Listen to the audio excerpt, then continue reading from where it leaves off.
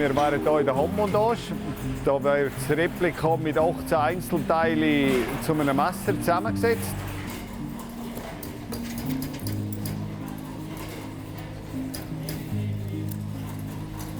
In der Abteilung Reparaturen, hier innen wir die Replika vernieten.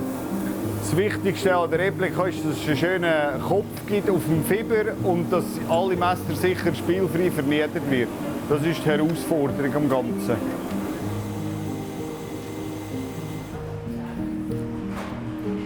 In der Kontrolle, nach dem Vernieten, macht sie zuerst eine Laufkontrolle bei allen Messern, dass die möglichst spielfrei vernietet sind.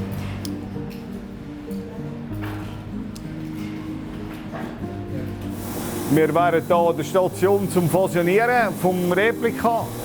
Das Wichtigste ist am Fusionieren, dass alle Nieten, die vorstehen zum Fiber aus, dass die sauber abgeschliffen werden, dass es keine zu grosse Tulle gibt und dass man keine Kerben drin schleift.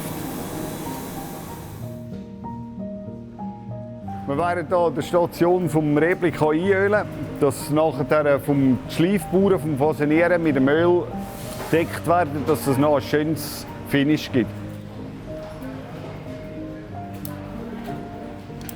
In der Endkontrolle vom ganzen Replikamesser, die Frau tut jetzt alle Teile putzen, kontrollieren, dass wir sicherstellen können, dass es eine super gute Qualität ist.